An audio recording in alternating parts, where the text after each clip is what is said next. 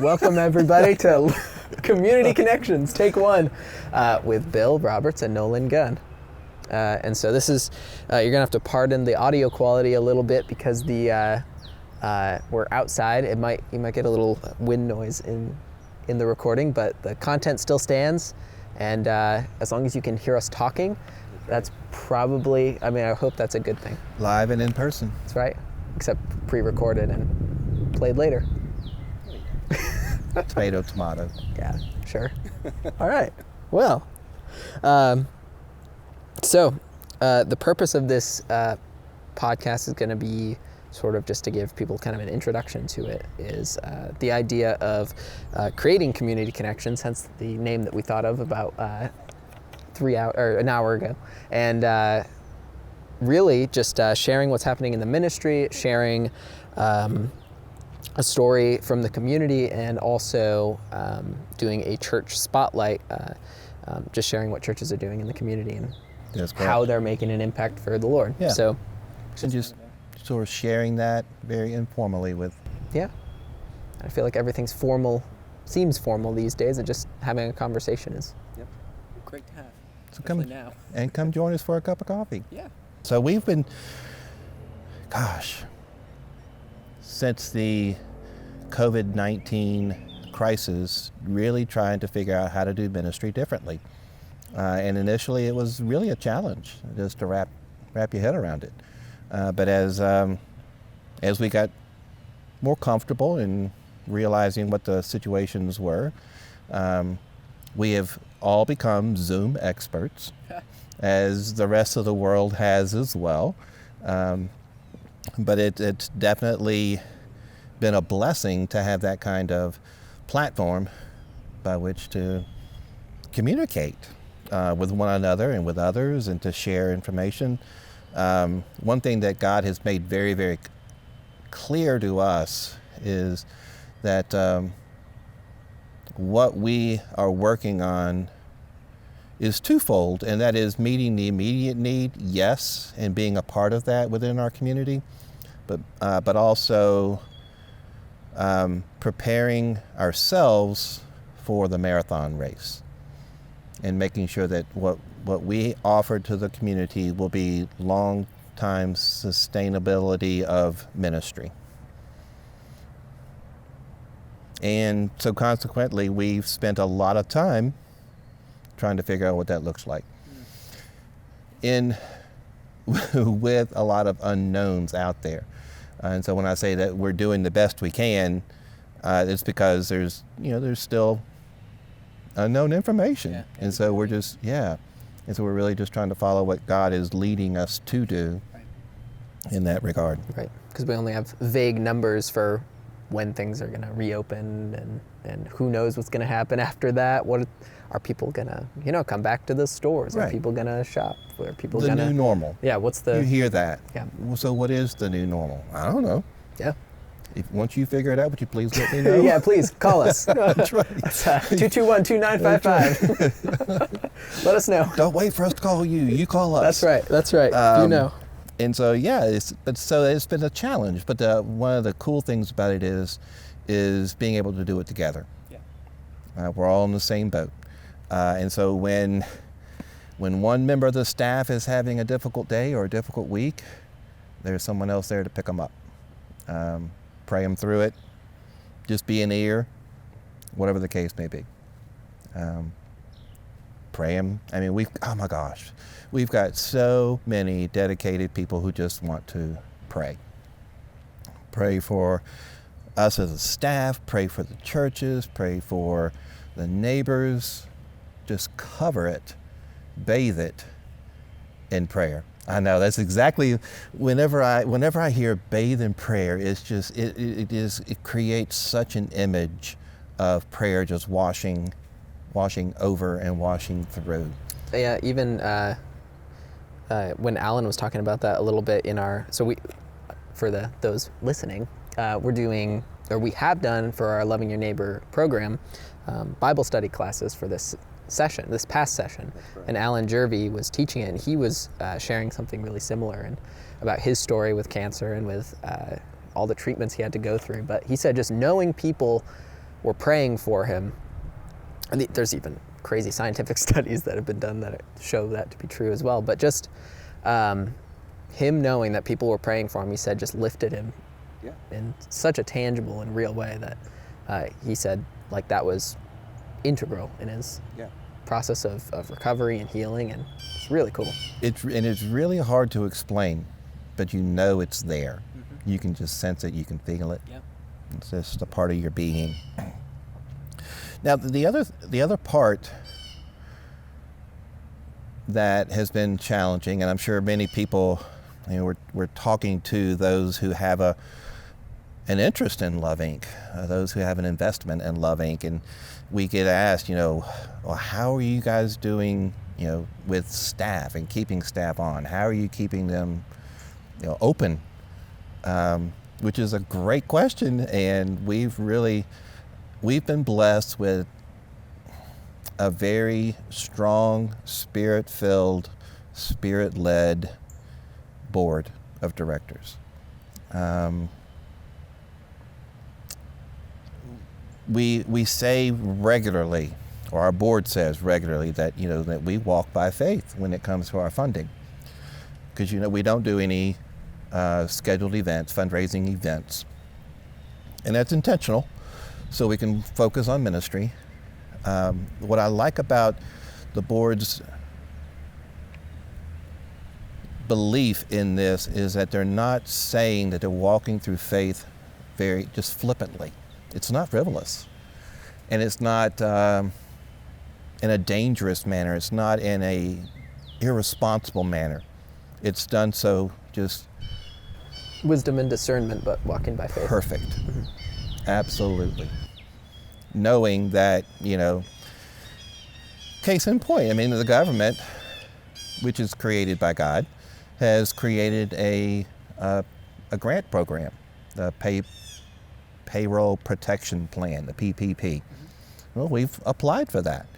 Some people might find that a little discouraging for an organization that walks by faith, but we feel strongly that that's put there for us to take advantage of that so that we can continue to walk in faith and to keep our staff employed and to communicate that to them how much they're valued currently and in the future.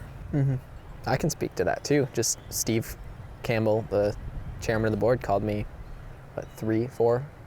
shortly after this all happened, just sharing, hey, what are your needs? How are you doing? What are, practically speaking, what do you need to, live, sustain, whatever? Right. And I was like, whoa, well, that's crazy. And that's coming from the director, chairman of the board. Chairman of the board. You got it. I was like, oh wow, that's that's different. I'm sure not many people are getting calls from the I don't want to say head honcho, but he's the head honcho. He is.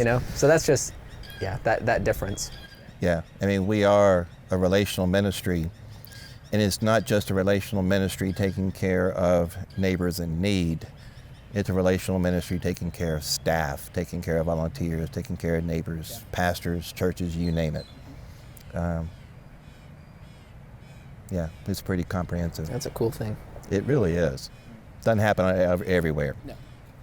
So bottom line regarding that is recognizing the fact, struggling through the fact that our primary funding source is closed, our thrift stores. We still are receiving donations from individuals and churches, which is a huge blessing, huge. And then being able to tap into this particular program. We've not been accepted yet, but we're praying that we are.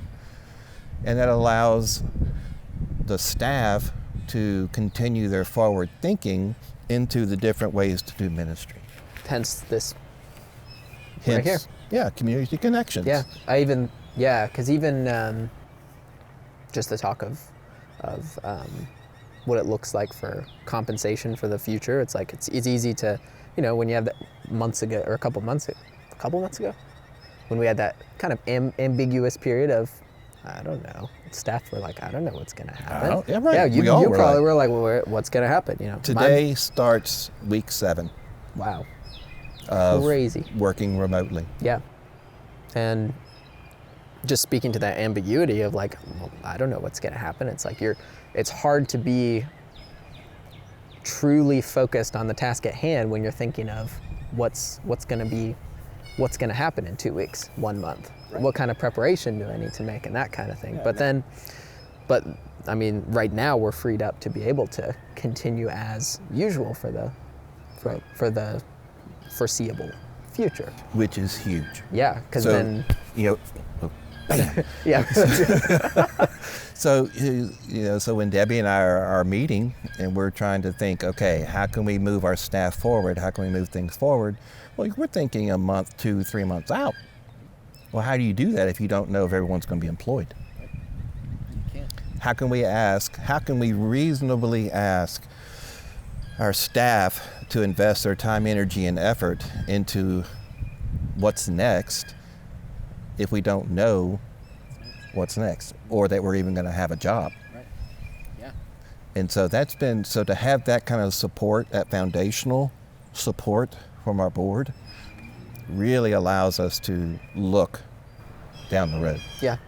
Oh, absolutely. And freeing us up to, as employees, as doing ministry together, like even just this, like I was just saying, doing this video project, this audio project to help the ministry. This is a long-term project. This isn't a one-off thing for COVID-19. This is how can we best communicate the ministry and connect resources and churches together Right. long term, and this is what is coming out of that, and hopefully whether the Lord wants to use it or not, Right. which I'm sure he does, like the mental energy, the spiritual energy that's freed up knowing that This is Romans 18 in action, because through a difficult, challenging situation, God has birthed something new that we'll be able to use for years. Mm-hmm. The other thing that's been really cool is to see how our staff, our volunteers, and our neighbors really engaged in the remote broadcast for the Loving Your Neighbor program. If we had just said, guys, I'm sorry, but because of the situation, we just need to cancel the rest of the session, everyone would have been okay with that. But what we proposed to them, we were very upfront because we knew it's going to take more time, energy, and effort on your parts to stay engaged. And daggone, And they did. they did it That's amazing. so willingly and just full of joy. Just like, you just give us the platform, you give us the framework, tell us what you need us to do, what are the expectations, and then really just get out of our way and let us do it. yeah, And I'm like, daggone, yeah. what more can you ask for? Oh my goodness. Yeah, seriously. It's really awesome What to kind watch. of, like specifically, what kind of feedback were you hearing from neighbors? We heard from a neighbor, and this is a neighbor who doesn't have the capacity for YouTube. So we made special accommodations for her where the small group leader would call her and they would read the lesson together, they would discuss the lesson together, they would go over the homework together. Everything was a one-to-one phone call. Wow. That's better. And her response is, that's what I look forward to every single week. And one of the things that I've heard from psychologists during this crisis is that we all need something to look forward to in your week, in your day, whatever the case may be, because that's what gives you the motivation to continue forward. And when we're working with individuals who struggle with mental illnesses, having that thing to look forward to engage in, is critical. It's like an anchor for their entire Thank you. That's a great life, way to put it. almost. Yeah. Yeah. Cool. And she said, that, and hopefully it will grow into motivation for her to connect to a church. Yeah. Because currently she's not, but that's now. And who knows what God will do with that moving forward. Yeah.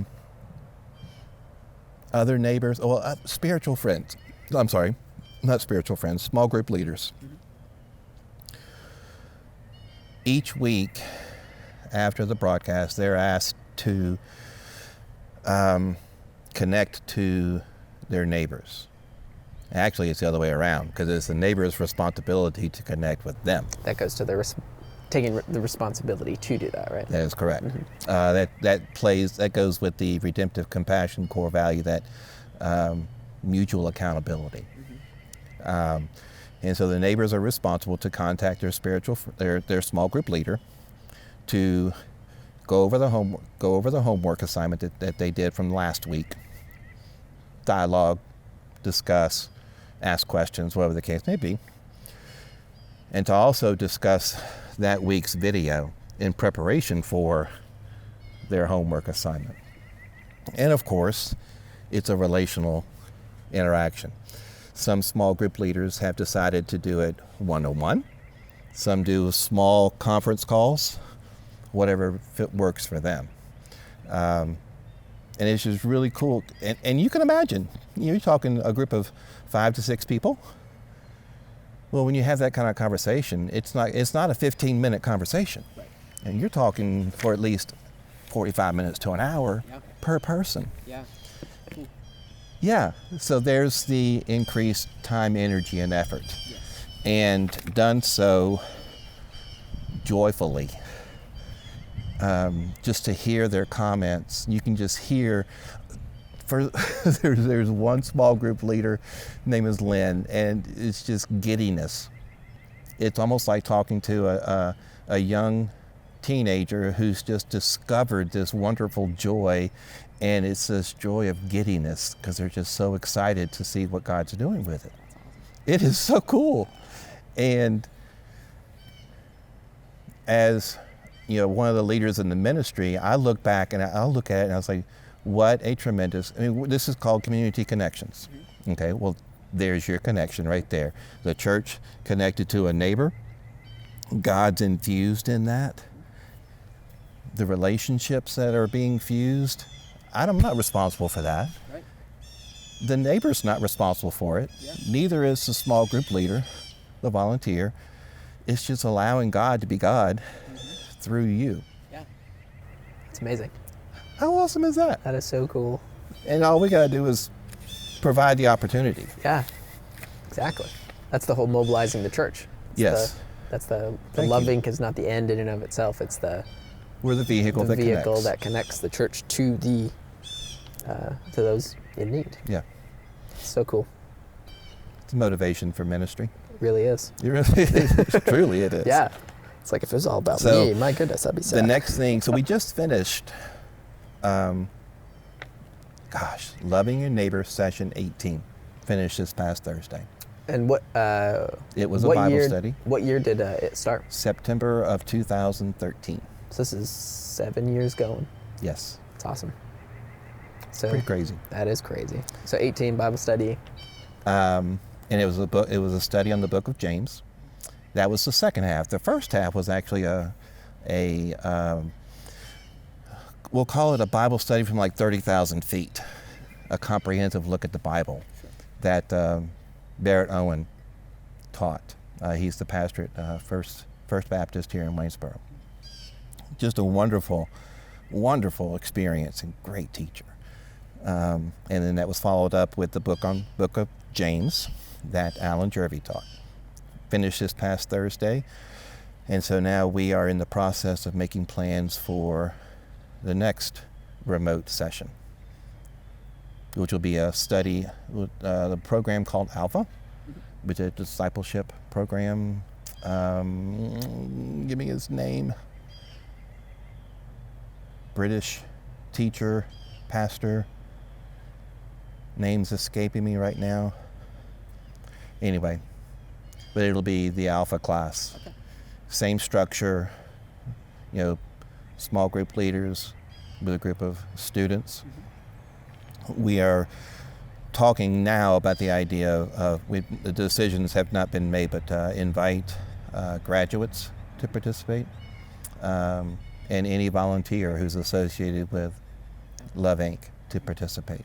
And so again, just the concept of connections and unity. Yeah. That's exciting. That starts May 21, May 21st. That's very exciting. Okay. Other things that the ministry has going right now, as this crisis continues, we are in conversations about how and when, what is it going to look like when we open up the thrift stores. Do we open up one before we open up the other? Do we open them up simultaneously? What kind of precautions do we put in place to, create that element of trust and that they're safe? Customers, volunteers, staff. Reopening the donation center. When we start receiving donations, how do we sanitize those donations? What's the process? What's the procedure to keep the volunteers safe? The people who are donating, how do we keep them safe? So those conversations are being had now. When it happens, again, who knows? 1 week, 2 weeks, a month? Yeah.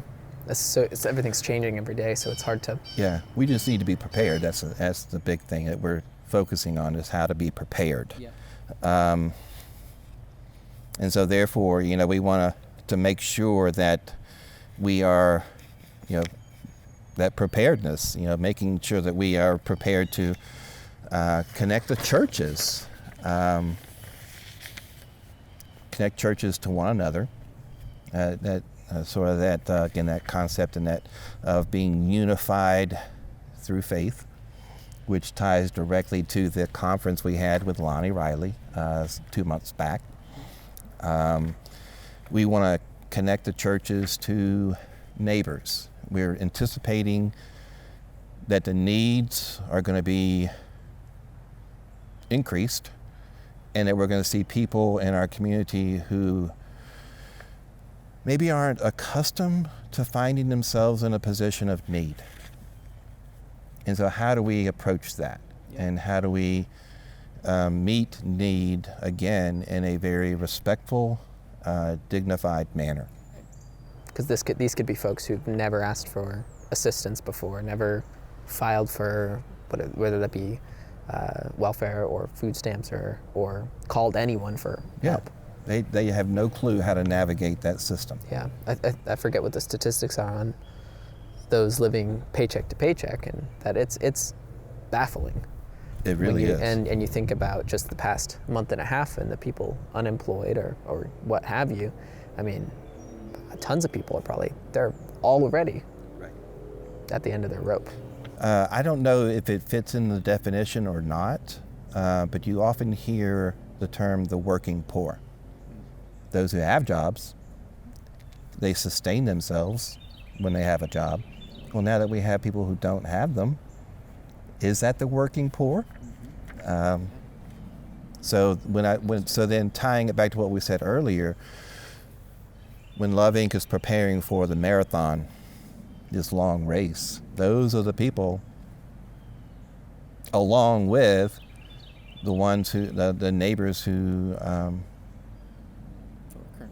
currently living in an under-resourced culture. How do we then, as a ministry, how do we support the church? How do we mobilize the church to meet all of those needs? Because all the different gifts and talents within the churches in the area, how do we funnel those to meet the new needs, the previous needs, all the needs that are going to be called in or emailed or exactly right, brought through the process? Yep. The other aspect of connecting the church is anticipating that there are going to be a large number of people in our churches who are in good situation. They have a good foundation. They're stable. And their hearts are like, I need to serve. I want to serve. Right. I want to volunteer. They're not in the position of being, I don't know what the word would be. They're not in a position to be hurt by this crisis in a financial sense, or they're just available. They're available, and they're ready, and they're willing to put their gifts and talents to work for the kingdom. Right. And that's even part of why another reason why we're doing this is to make those things that the churches are offering to volunteers, so here's how you can help. That is correct. And think about if you're an individual in our community, we'll say you attend a church, and you're like, man, I want to volunteer. And you're thinking, where? Where do I volunteer? Yeah. And so Love Inc. wants to be a vehicle again to provide that kind of opportunity. Yeah, that connection. Do they volunteer through Love Inc.? If they do, fantastic. Right. If they volunteer through a different agency or ministry, awesome. Because we're all in this together. That's correct. We're not trying to take volunteers from one ministry or another. It's not about us. Right. It's not. It really isn't. And so it's about connecting people to people, which leads us to really just a cool project creation that came from our Love Inc. staff. Call it a church resource directory, call it a community resource directory, call it a community connection directory. Pick a title. Yeah. The purpose is to accomplish all that we just talked about. Mm-hmm. How do we connect churches to people who are in need? How do we inform neighbors who may have a need where they can find resources to help them meet that need? Right, because I even think of, let's take me for example. Let's say I'm Nolan working somewhere else 5 years ago, and I lose my job. Someone like myself, I don't know what those resources are. I don't know where to find those resources, and I don't know, in a lot of cases, I don't even know where to begin. Correct. It's like Google search, well, good luck. I don't know. You'll see lots of different sources. And you're like, is this for me? Is this not for me? And boy, I would be confused. You would truly be a fish out of water. Yeah. People behave based on what they know. And if you don't know that, then you don't know how to behave. Right. You don't know where to get, you said it, you don't know where to start. Yeah. And so that's what this directory is intended to do. It's intended to give people a starting point. One of the things that our staff did with this, and I think is just so insightful, is rather than giving you all the information. 13-page document. It's crazy, it's huge. Oh yeah. Which is a blessing because it indicates the number of resources that we have in our community. And internally it's very helpful for Love Inc., for us. But to make it a document that is useful, it's an interactive PDF. Mm-hmm. And so you can, if you're interested in finding a church in your community that is offering online services, you can find it. Yes. If you are someone who is not accustomed to finding yourself in a state of need, it gives you directions on how to navigate. Yes. If you need to find a resource on how to find food, mm-hmm. It's right there. Yeah. For instance would be, so part of one of the community resources is under food and food services, I think is what it's called, or whatever the category is. There's Meals. That's right. That's correct. Yeah, meals. Under it, we actually have a direct link to the Verona Food Pantries. They had already created a curation of all the area food pantries, that kind of thing. So we didn't reinvent the wheel with that and put all those on there. We just went right to, through the interactive PDF, a link to that curation page. So all you would have to do is put your zip code in, Right. and it would find the closest one to you. You're right. So our prayer is that this directory, this tool, really enables people in our community to connect to the resources, agency, church, volunteer opportunity that they desire. Yeah, so at a glance you can say, I have a need for X, Y. I have a need for transportation.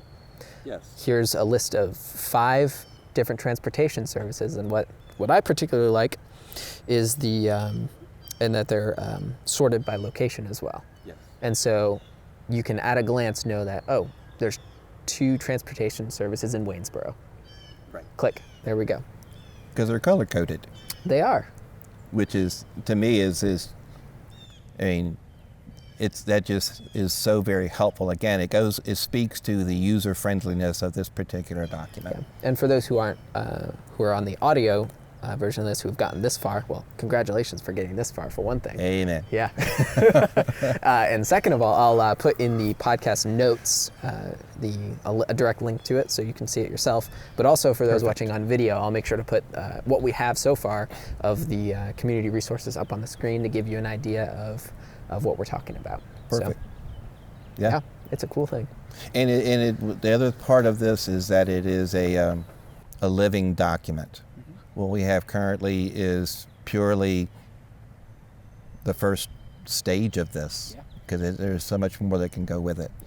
And I would invite those who are watching or listening to contact Love Inc. If you see something that's missing, please let us know. Reach out. We would love to include it. I guess the next part of this is going to be community story, particularly in an area of ministry. And I was able to have the privilege of talking to Linda Fields of Disciples Kitchen to talk a little bit more with her about what they do. And I just wanted to highlight three things in particular, which one is, what is Disciples Kitchen? The second was a particular story that they found really saw God working through churches working together and that kind of thing. And then the third was just how people can get more involved with Disciples Kitchen and what their current needs are. So we'll go right to that conversation from here, and we hope that you enjoy. Okay, Disciples Kitchen opened in May of 2007. This was opened based on a suggestion from a gentleman at Blue Ridge Area Food Bank in Verona. At the time, Second Presbyterian Church in Waynesboro had a food pantry that was open once a month. And when some of our members were at the food bank to pick up items for the food pantry at our church, this was mentioned to them because of the location of our church. It's an ideal location to have a soup kitchen type program. We do a registration of anyone who, the first time the person attends a meal program, we have them register, and we only obtain basic information, their name, if they have an address, their date of birth, if they're male or female, and if they have a source of income. We don't ask what the income is, just if they have any source of income. And we keep that information. That's basic information that the local groups who are providing some grants, they ask for that basic information. We don't turn anyone away. We don't do screening on income. If the person needs a meal, they're welcome to come into our meal programs. Mm-hmm. We have learned over the years, we've lost some of our faithful folks who were coming almost daily for lunch because of their ages and they passed away, but they were lonely. Or they had very limited income. They may have had a place to live, but they had limited income. They could not financially purchase the food and were not really that interested sometimes to cook a good meal just for themselves. So it also provided a time for them to come together for socialization, to talk with those of us who were helping them. There are days that folks will come in, and there's always folks in the dining hall as well as the kitchen who can to talk with them.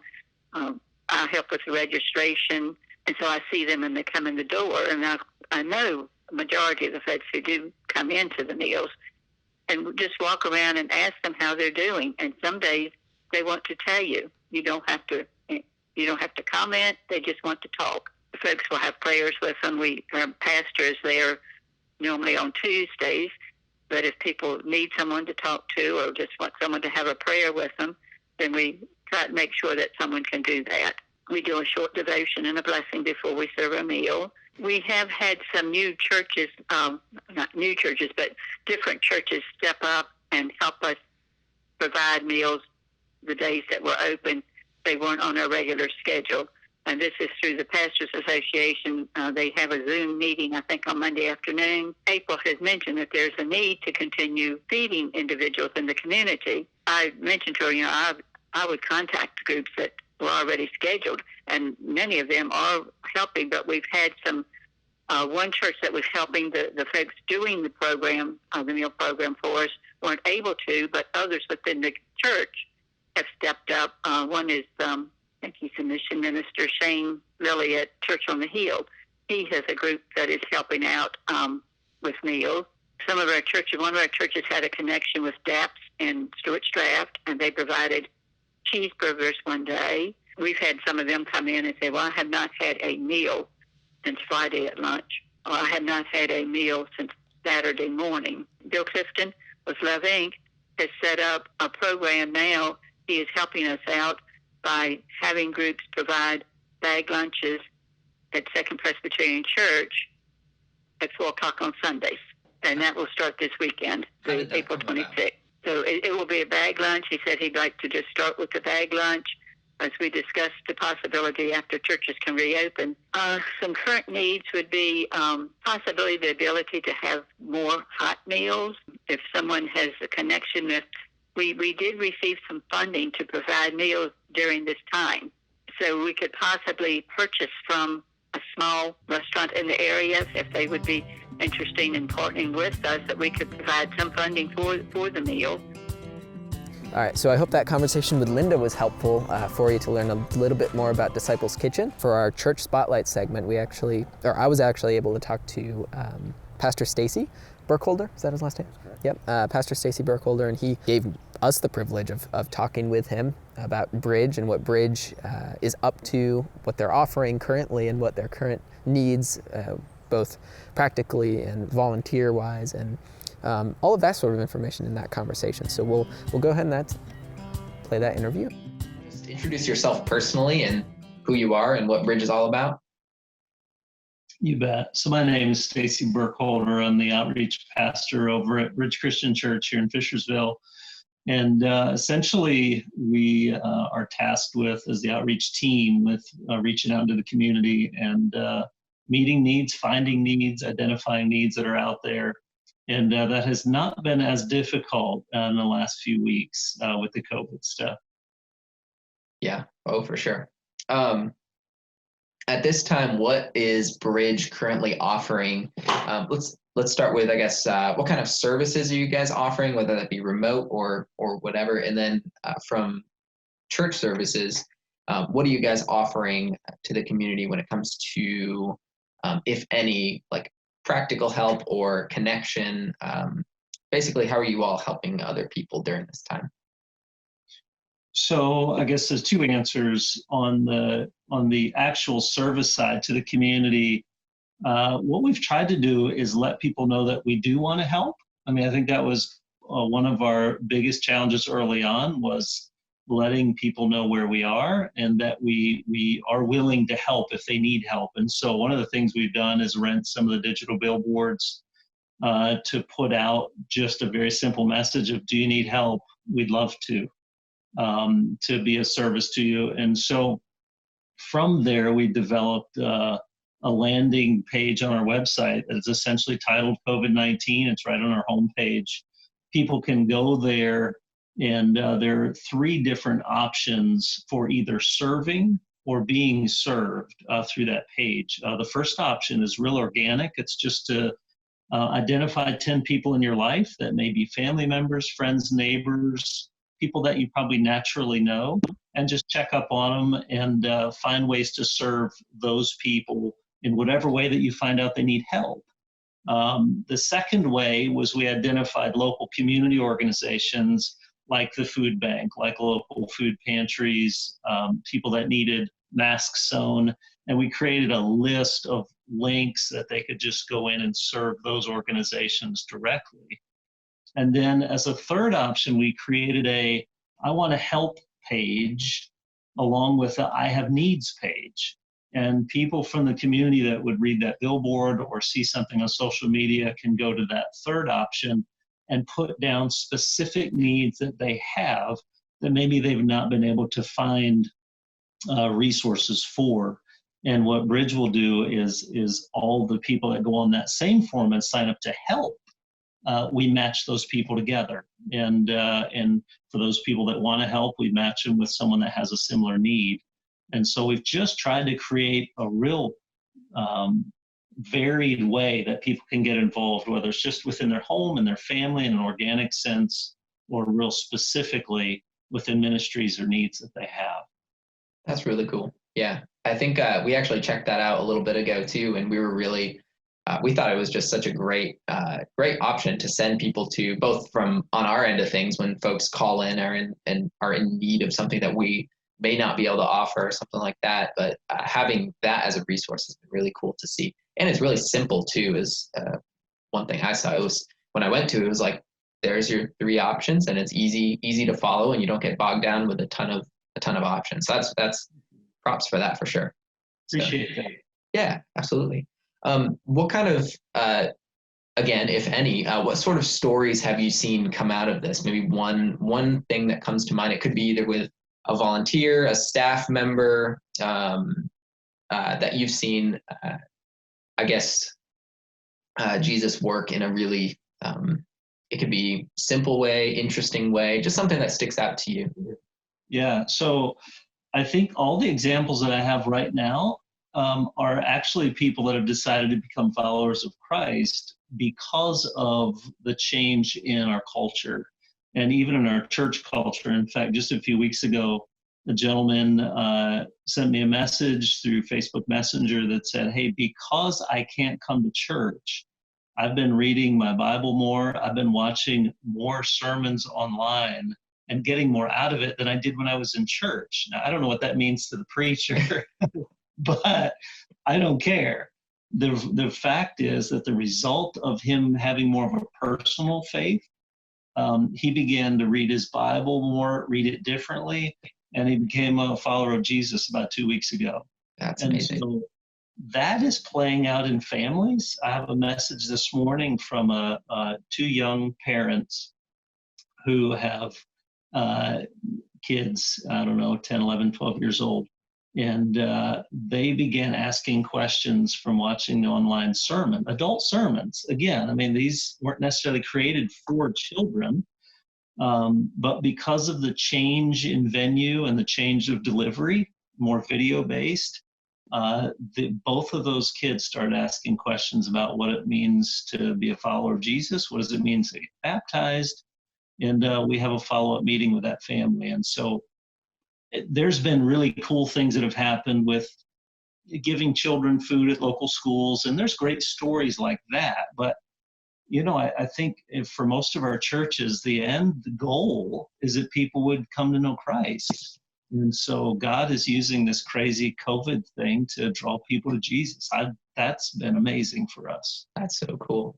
Yeah, truly, that's it right there. That's so cool.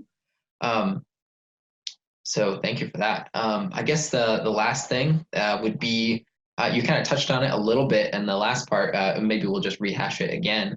But how can folks get involved right now? So maybe go over that page again. So take how can people get involved during COVID-19, but also how can people get involved? Let's say, what opportunities does Bridge have for people to get involved? That kind of thing. So this is just kind of my philosophy and my heart, and that is that the greatest opportunities for my family, and maybe for families that may watch this, are probably closer than they think. I'm amazed at how many needs there are within the people that live alone in my own circle, people that need to be loved on, encouraged, blessed with a phone call, text message, a basket of food, some flowers. And to really look to maybe to draw the lens back again and not look so far out and recognize that there may be some people right in your midst, to make a list of those people, single moms, a really difficult time for single moms. And you may have one of those that's a sibling or a real close friend. And we've been thinking about, some person that's out in the community. We wish we knew who they were, when I really think they're closer than we think. And if we would just reach those people that are within our natural sphere of influence right now, then we would cover a tremendous amount of the county, and help people that wouldn't be surprised to hear from us, which overcomes some of the other fears that people have about helping. Is, well, do they really want me to help? Is it going to be a stranger? I think if we all just help the people that are in our natural sphere of influence, we could have a tremendous impact. And so that's a big part of our web page, our COVID-19 page. It's really the first option there is love the people you're with. And that can be really effective. Aside from that, I really do think practical help for medical workers right now is really important. It really is difficult and very stressful for them right now. And any encouragement for people at Western State, people and nursing facilities, nursing homes, can be really important. So I love that practical element, but I really appreciate the organic side of it as well.